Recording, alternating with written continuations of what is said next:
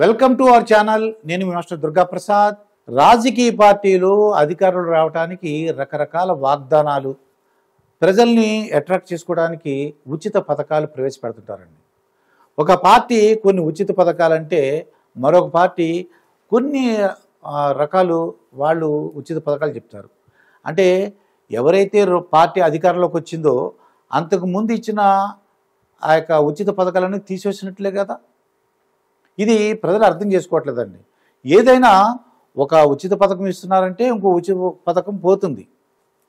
తెలంగాణలో కాంగ్రెస్ పార్టీ అధికారంలోకి వచ్చి 6 గ్యారెంటీలు అమలు పరుస్తామని చెప్పేసి అన్నారండి. ఇది అక్కడ ఆంధ్రప్రదేశ్లో కూటమి ప్రభుత్వం వచ్చినా, ఇక్కడ తెలంగాణ కాంగ్రెస్ వచ్చినా, అక్కడ ప్రతిపక్షంలో ఉన్న వాళ్ళు ఎప్పుడు కూడా ఏం చెప్తుంటారు, మీరు ఒక గ్యారెంటీలు ఇచ్చారు కదా, ఆ గ్యారెంటీలో ఎన్నికైనా అంటే ప్రమాణ స్వీకారం చేసిన మర్నాడు నుంచి అమలుపరిచే మనిషి ప్రతిపక్షం వాళ్ళు అడుగుతుంటారండి. అధికారంలోకి వచ్చిన వాళ్ళు ఏం చెప్తుంటారు, మేము ఏదో అనుకుని వచ్చాము అధికారంలోకి, తీరా చూస్తే ₹1 లేదు, దీంట్లో అసలు ఖజానాలో ఏం డబ్బు లేదు, అసలు ఏం చేయాలో తెలియటం లేదని చెప్పేసి ఆ కూటమి ప్రభుత్వం చంద్రబాబు నాయుడు గారు కానీ పవన్ కళ్యాణ్ గారు అది చాలా చాలా బాధపడ్డారు. ఇక్కడ రేవంత్ రెడ్డి గారు ఏమంటారు, ఆయన కోసినా కూడా ₹1 కూడా లేదు, పోనీ అప్పులు చేద్దామంటే అప్పులు కూడా ఏ బ్యాంక్ వాళ్ళు ఇవ్వట్లేదని చెప్పేసి రేవంత్ రెడ్డి గారు చెప్పారు. ఇక్కడ 6 గ్యారంటీలు తొందరగా అమలు పరచమని ఇక్కడ తెలంగాణలో బీజేపీ వాళ్ళు కానీ బీఆర్ఎస్ పార్టీ వాళ్ళు అంటే ప్రజల్లోకి వెళ్తున్నారు, వీళ్ళు ఇంకా 6 గ్యారంటీలు అమలుపరచలేదని. అటు ఆంధ్రప్రదేశ్లో కూటమి ప్రభుత్వాన్ని ఇబ్బంది పెట్టాలని చెప్పేసి జగన్మోహన్ రెడ్డి గారు ఏమంటారు, ఇమీడియట్గా ఇగో ఈ డేట్ నువ్వు ఇచ్చావు అని చెప్పేసి ఆయన మీటింగ్ పెట్టి చెప్తున్నారండి. అసలు వీళ్ళే 6 గ్యారెంటీ, ఇక్కడ తెలంగాణలో 6 గ్యారెంటీలను పెట్టారు, ఇచ్చిన పథకాలే ఇంకా అమలుపరచలేదు. అసలు ప్రజలు అడగని ఆ పథకాలు కొన్ని ఇస్తుంటే కొద్ది బాధ అనిపిస్తుంటుంది.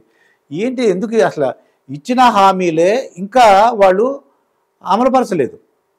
ఇప్పుడు తెలంగాణలో కానీ ఏమంటున్నారు, తెలంగాణ ఈ ప్రతిపక్ష పార్టీలు ఉన్నారు, ఉద్యోగస్తులకు ఇంకా మీరు సరిగ్గా శాలరీస్ ఇవ్వట్లేదు, కొత్తగా రిక్రూట్ అయిన వాళ్ళకి మీరు వాళ్ళు ఎవరైతే రిటైర్డ్ అయ్యారో వాళ్ళందరికీ కూడా మీరు ఇవ్వాల్సిన బాకీలు ఏమి ఇవ్వట్లేదు, మీరు ఇంకా 6 గ్యారెంటీలు ఇవ్వలేదు, ఈ రైతు బంధు పథకం ఇవ్వలేదు, రైతులకు ఏం సహాయం చేయట్లేదు, యూరియా సరిగ్గా లేదు, ఇలాగా రకరకాల విమర్శలు చేస్తున్నారు.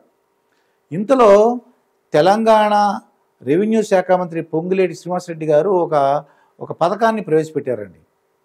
అంటే ఒక ప్రపోజల్ పెట్టాడు. ఏంటంటే అది ఆడవాళ్ళకి అంటే మహిళలకు వాళ్ళని ప్రోత్సహించడానికి కానీ మహిళా సాధికారత గురించి వాళ్ళు ఈ రియల్ ఎస్టేట్లో రావాలని చెప్పేసి ఎవరైతే మహిళల పేరున ఆస్తులు రిజిస్టర్ చేస్తారో స్టాంప్ డ్యూటీ తగ్గిస్తాము అని చెప్పారండి. ఇది ప్రజలు ఎవరు అడగలేదు. ఇది సామాన్య ప్రజలు కానీ చాలామంది ఏమంటారంటే, ఒక ఆస్తి కొనుక్కోవడానికి వచ్చిన మహిళలు లేదా ఎవరైనా సరే వాళ్ళకి డబ్బులు ఉన్నట్టా లేనట్టా, వాళ్ళకి డబ్బులు ఉన్నాయి కదా, అటువంటి వాళ్ళు స్టాంప్ డ్యూటీ తగ్గిస్తే ఎంత, తగ్గించకపోతే ఎంత, ఈ మహిళలకు స్టాంప్ డ్యూటీ తగ్గించడం వలన ఎంత మరి గవర్నమెంట్ ఇన్కమ్ పోతుంది, ఒకవేళ స్టాంప్ డ్యూటీ తగ్గించకపోతే ఆ వచ్చిన డబ్బులతో కొన్ని రోడ్లు లేకపోతే కొన్ని హాస్పిటల్స్ డెవలప్ చేయొచ్చు, అలాగే స్కూల్స్ డెవలప్ చేయొచ్చు, కొన్ని అప్పులు తీర్చచ్చు. అటువంటిది అడగని పథకాలు. ఇక్కడ చూస్తే బ్రేక్ఫాస్ట్ ఇవ్వడం పెట్టారండి. బ్రేక్ఫాస్ట్ కూడా ఇంతవరకు ఓన్లీ లంచ్ ఒకటి ఉంటుంది, బ్రేక్ఫాస్ట్ కూడా తక్కువ రేట్లు ఇవ్వడం మొదలుపెట్టారు. అది ఎవరు అడగలేదు. స్కూల్స్ కూడా అడగని స్కూల్స్ని కూడా వీళ్ళు ఎక్కువగా ఇప్పుడున్న స్కూల్స్ని డెవలప్ చేయకుండా కొత్త స్కూల్స్ని ప్రపోజ్ చేశారు. అది కూడా ప్రజలు ఎవరు అడగలేదు. అదే ఆశ్చర్యంగా ఉంది. అసలు ఉచిత పథకాల మీదే బోల్డ్ అనుమానాలు ఉన్నాయండి. అసలు ఉచిత పథకాలు ఇవ్వాలా ఇవ్వకూడదా? ఇక్కడ ఏమవుతుందంటే ఉచిత పథకాలు అర్హులకు ఇవ్వచ్చు.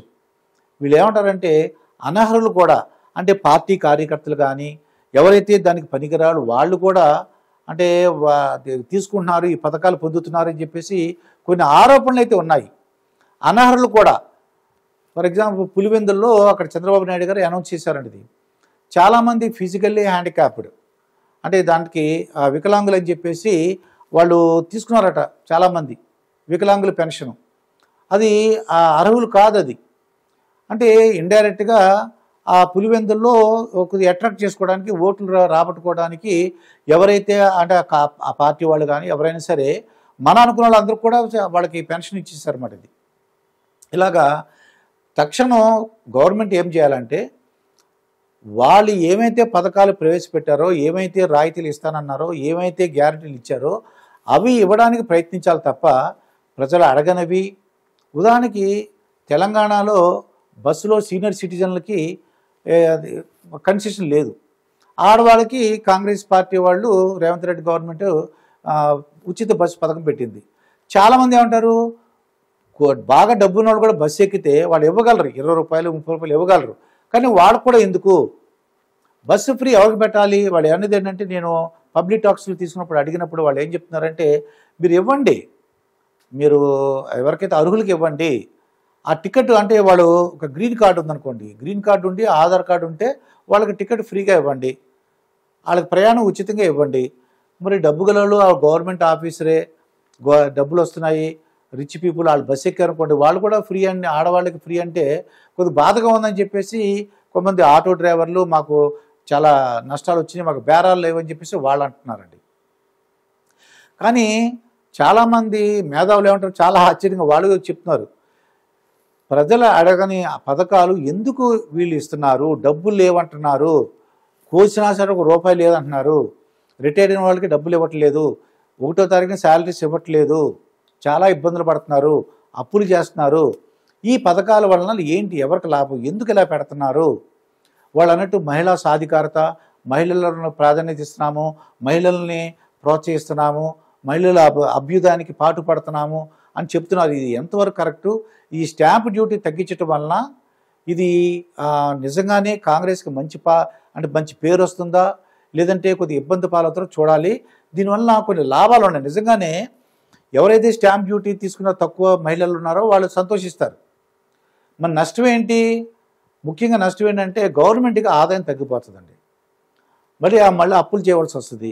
ఈ 6 గ్యారంటీలు కూడా ఇంకా సరిగ్గా వాళ్ళు ఇంకా కంప్లీట్గా పూర్తి చేయలేదు 6 గ్యారంటీలు. ఏదేమైనా ఒక పథకాన్ని, ఉచితాలని కూడా కొంత లిమిట్ చేసుకుంటే బాగుంటుందని చెప్పేసి మేధావులు అంటున్నారండి.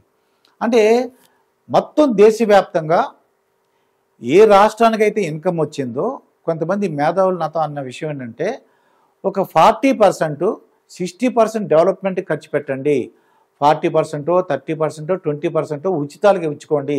మీరు టీవీ ఫ్రీగా ఇస్తారా, సైకిల్ ఫ్రీగా ఇస్తారా, బస్సు ఫ్రీగా ఇస్తారా, ఏమైనా చేసుకోండి. మీరు భోజనం ఫ్రీగా పెడతారా, ఏం చూస్తారా, అన్నీ ఒక 40%, 30% ఉచితాలు, 70% మాత్రం విద్య, వైద్యం, అలాగే డెవలప్మెంట్కి, రోడ్లు, వీటన్నిటి కూడా ఖర్చు పెట్టాల్సింది అనేసి ఒక మొత్తం దేశవ్యాప్తంగా తీసుకురావాలని చెప్పేసి మేధావులందరూ కూడా అలా తీసుకొస్తే మంచిదని చెప్తున్నారు. చూడాలి మరి ఈ ఉచితాలపై ఎంతవరకు వెళ్తాయి. కొన్ని దేశాలు అయితే ఉచితాలకు ఇచ్చేసి ఆ దేశ ఆర్థిక వ్యవస్థ అస్తవ్యస్తం అవటం మనం చూసాం. మరి ఆంధ్రప్రదేశ్లో కూటమి ప్రభుత్వం మరి 6 గ్యారంటీలు అమలు పరుస్తామని చెప్తున్నారు. మరి ఇక్కడ తెలంగాణలో ఈ ఉచిత పథకాలు ఎలా, 6 గ్యారంటీలు ఎప్పుడు ఇస్తారు, ఎప్పుడు పూర్తి చేస్తారు, లేదంటే తర్వాత ఈ ఉచితాలు ఏంటి, ఇలాగా స్టాంప్ డ్యూటీలో రాయితీ, ఇవన్నీ ఎంతవరకు వెళ్తాయి, ఏ విధంగా కాంగ్రెస్ పార్టీకి ఉపయోగపడుతుందో చూద్దాము. మరొక వీడియోతో మీ ముందుంటాను. మీ మాస్టర్ దుర్గాప్రసాద్.